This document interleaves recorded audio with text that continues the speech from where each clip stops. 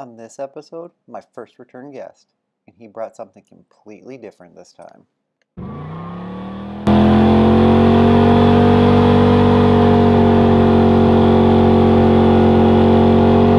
Welcome back to Your Par. Today, we're back with Jeff, and he brought another one of his cars out of his collection. Jeff, what you bring?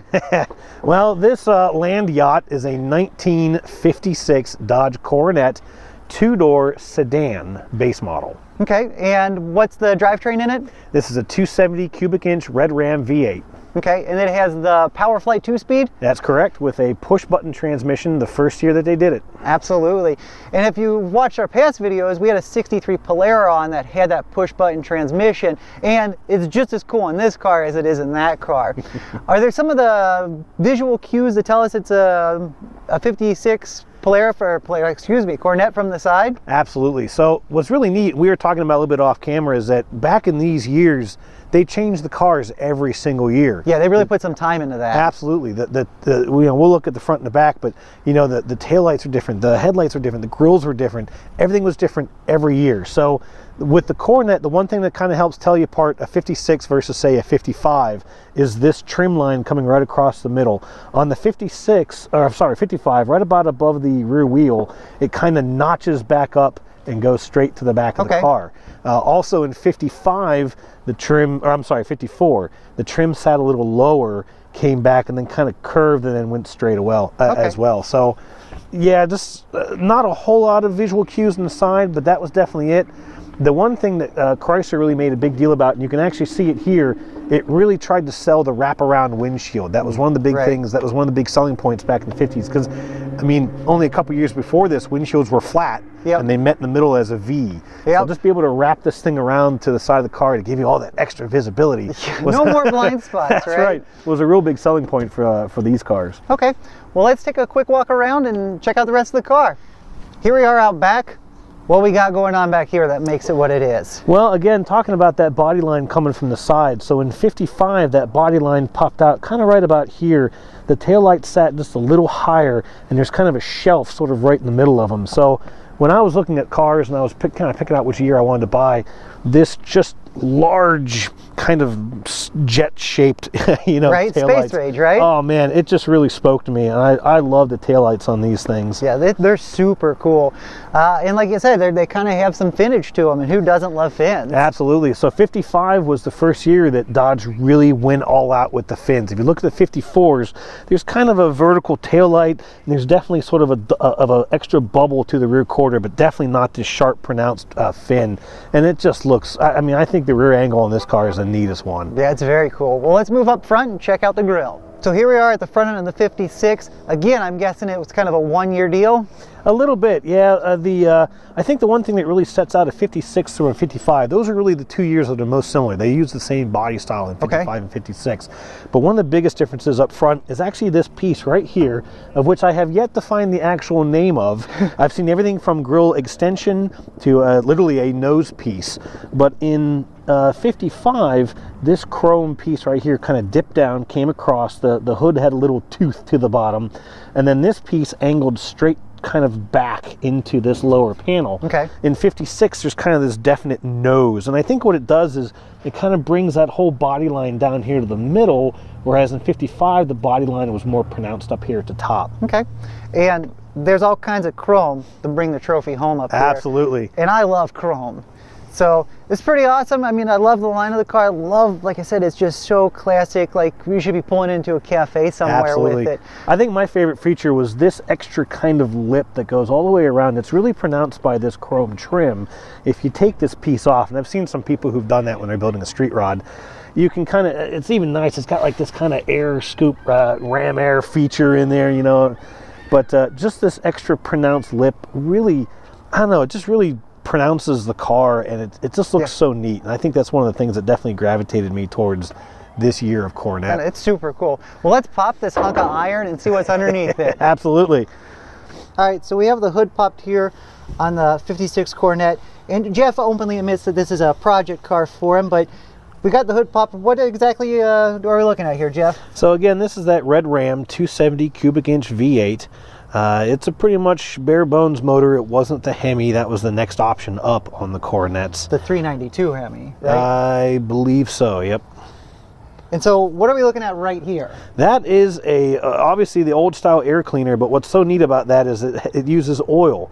The air actually comes in from that kind of top cap that sticks up, brushes across just a thin layer of oil at the bottom, which kind of skims out your bugs and debris before it then pulls into the very, very tiny little carburetor. And that's a pretty old school thing. You don't see a lot of those anymore, and a lot of guys actually switch them out to the modern paper filter just because they're kind of a pain to maintain, and a lot of people don't know, you know, the proper way to use them. Yep. So we're going to go ahead and jump in the Coronet and take it for a quick ride. So here we are in Jeff's 56 Coronet, and it's a little bit different than the Viper. Can you hear me over there? I can hear you see me? I can hear you. I can see you. It's the car, let's say it lumbers a little bit more than the Viper did down the road, where the Viper felt like a car, like a go-kart. This feels more like a boat. Yeah, that's a good one. And but it's not bad. Like, I would totally cruise in this, you know. Like, so much fun to cruise in. It's all good. Doesn't quite have the acceleration as the Viper. You don't have to shift gears like the Viper, so it's its own creature and it's its own bit of fun. I love the dashboard. It is super cool. Lots of chrome, lots of gauges. It's giant. It's everything you want from a 50s car. Like, I feel like we should be rolling into some kind of cafe or diner where the girls are wearing poodle skirts. Oh god, we should go hit that up right now. Yeah, right? So, as I said when we had the hood popped, it's clearly a project car. Jeff, what are some of your thoughts on the car? What are you hoping to make it become? Well, you know, I think, first of all, a lot of the people who, you know, some of my friends from the e-body clubs or even the Viper clubs who may see this are going to be like, what the heck did that guy buy a 56 Dodge for? And it's a good question. I got bit by the bug literally just a few months ago that I was like, you know, I want a project car. I want something that I can say I built this, and I took it from a vision to something that I can drive down the road. And but you know, the 56 wasn't even the idea. I started off wanting like a 30 or 40s, you know, like a 3-window coupe or something like that. And then I found the 56 Coronets, and I was like, I love the taillights. Like I said, they're very cool. They're just awesome. And so I ended up buying this one. I still think I may be a little crazy, but it's all right. So my idea is to turn this thing into just a completely one-of-a-kind street rod. Just something low and slow and fun, just with a ton of pizzazz to it as I saw my way through this turn here. But, you know, it's really kind of interesting because if you go and you Google, like, the Dodge Coronet street rod, you get very, very few hits. I'm sure you do. Yeah, it's not something that people do with these cars, and they're just not. People just don't. There's not a lot of these things even on the road. And I was really inspired by like a lead sled design, the old 40s Mercs, 50s Mercs. Right on. Those things are so expensive, and like I said, I found this car and I was just admiring the body lines, and I was like, you know, this thing's got a lot of potential. And I think that with a nice set of like airbags, probably about a 3-inch, 2.5-inch chop on the roof, and go with a 2-tone paint job, kind of like they had originally, I think this thing would just pop and look fantastic. Right on. I can get behind all of that. What color are you thinking? What color scheme are you thinking? Well, you know, I've got the black Viper. I got a black Grand Cherokee. This thing's kind of black. I think I might have a thing for black cars. Right on. Maybe I haven't completely, you know, come to grips with that. But my current renderings that I have are a black top with a real bright, maybe a Viper GTS blue. Ooh, nice. 2-tone on the bottom half. And like I said, the rendering I have, man, it looks phenomenal. Right on. So we'll see if that comes to fruition. So is there one thing about this car that makes you happy? It's just this. Right? It's the American Cruiser. It's just this. I mean, I can turn the wheel this much and we're not changing direction. We're not going anywhere. I love it. It's just heading down the road. You know, it's not fun in the twisties as we've seen. But just to get on a nice straight stretch of road, you know, we're doing, I don't know, 45 mile an hour. I don't know because the speedo's not working right now. Overrated. Yeah, whatever. We don't need those.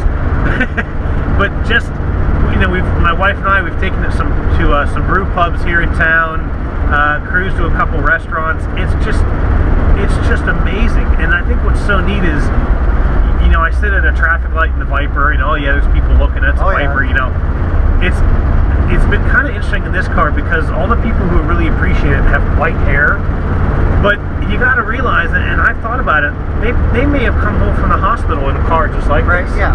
And for those guys, I think, who probably haven't seen one of these things in 40 years, to see one cruising down the road, has got to be an amazing experience for them. Right, relive their glory days. Exactly, and I can't wait to show the car to my dad. He doesn't know I have it yet.